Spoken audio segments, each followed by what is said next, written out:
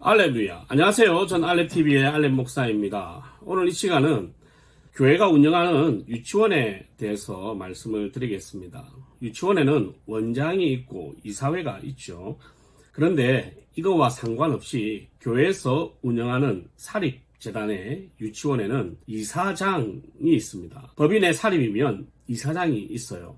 근데 그 이사장이 누군가, 그 대표가 누군가를 봐야 돼요. 여러분들은 생각할 때 보통 유치원의 대표는 원장이라고 생각하지만 원장이 유치원의 주인일 경우에는 대표가 맞습니다. 하지만 원장이 고용인일 경우에는 원장이 대표가 아니에요. 대표자가 따로 있습니다. 근데 그 대표자가 만약에 담임 목사다 이러면 진짜 큰일 나는 거예요. 예전에는 큰일 나지 않았습니다. 왜냐하면 잘 들어보세요. 이게 판결이 어떻게 나 있냐면 담임 목사가 은퇴를 하고 담임 목사가 새로 부임을 할 경우에는 이것이 종교재단이기 때문에 넘어가요. 그 대표권이. 그래서 사실은 기업의 입장에서 보면 좀 이해가 되지 않는 부분이기도 한데 어쨌든 대표자의 명의만 바꾸면 돼요. 이해되시죠? 그렇게 대표자만 바꾸는 것을 법원에서 이제 인정을 해주는 거예요. 근데 유치원은 그렇지 않아요. 예전에는 그렇게 됐어요. 왜냐하면 교회가 운영하고 교회 돈으로 지었기 때문에. 하지만 어떠한 건물 안에 독립된 유치원이 있다면 괜찮아요. 그런데 그게 아니라 교회의 교육관이라든지 혹은 사택이라든지 이런 교회가 다른 목적으로 쓰는 곳에 유치원이 들어가 있는 경우는 진짜 복잡해집니다. 바꿀 수가 없어요. 대표자를. 자, 담임 목사가 은퇴를 했는데 혹은 퇴임을 하고 나갔는데 새로운 담임 목사가 대표자가 될 수 없어요. 나간 사람이 계속 대표자야. 실제로 그렇다니까요. 왜냐하면 이분의 재산이에요. 종교적인 목적으로 사용하는 것이 아니기 때문에 문제가 뭐냐면 바꿀 수는 있거든요. 그런데 바꾸면 더 문제가 돼요. 뭐가 문제냐면 유치원을 상속해 주는 거야. 양도해 주는 거죠. 증여를 해 주는 겁니다. 뭐 어떤 방식이든 하여튼 넘어가는 거예요. 재산이. 그러면 양도를 했으면 양도소득세를 내야 될 것이고 증여를 했으면 증여세를 내야 될 겁니다.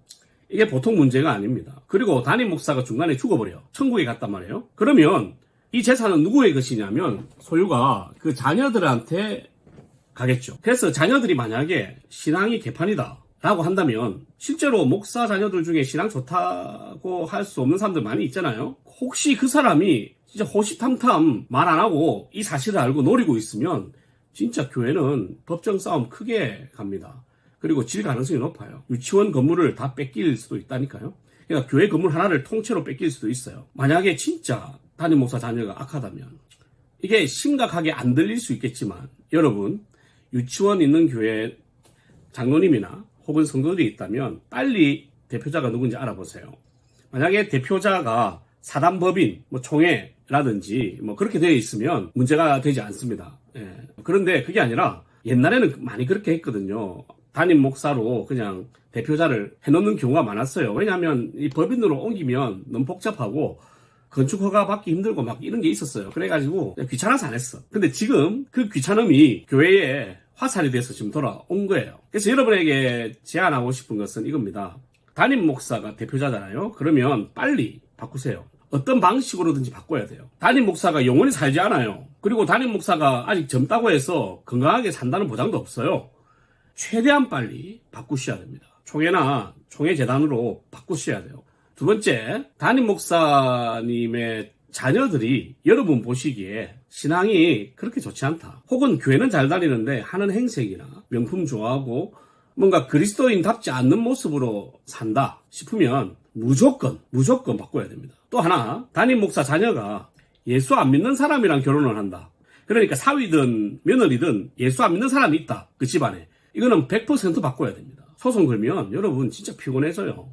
다 내야 돼요, 돈을. 지금 여러분의 교회를 살릴 수 있는 길을 알려준 거예요. 지금 여러분 교회가 앞으로 닥칠 무서운 일들을 미리 알려드리는 거라고. 그러니까 빨리 제일 처음 여러분 교회가 운영하는 유치원 대표자가 누군가 빨리 확인하세요. 그리고 담임 목사 자녀부터 봐야 돼요. 담임 목사 자녀가 진짜 애가 괜찮다 싶으면, 사모님의 신앙이 진짜 괜찮다 싶으면 나중에 이분이 은퇴를 해도 이분이 대표자거든요. 은퇴했는데도. 아니면 다른 교회 갔는데도 이분이 대표자예요.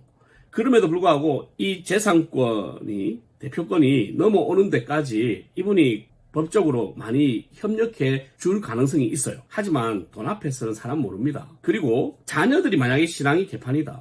여러분 보기에 이 자녀가 신앙이 별로다. 그러면 최대한 빨리 바꿔야 되고, 자녀가 진짜 신앙이 없는 것 같다. 교회만 다니고 신앙이 없는 것 같다 싶으면 반드시 바꿔야 되고, 자녀가 결혼했는데 안 믿는 사람과 결혼했다. 이건 100% 바꿔야 돼요. 왜냐하면 믿지 아니하는 사람 입장에서는 자기 시아버지 혹은 자기 장인어른의 재산이 건물로 되어 있거든. 건물주거든. 그러면 진짜 정말 피곤해집니다. 지금 빨리 확인하셔서 여러분 교회를 바르게 세워 가십시오. 그래, 앞으로는 유치원을 하시면 안 돼요. 교회는 유치원 하면 안 되고 선교원을 해야지.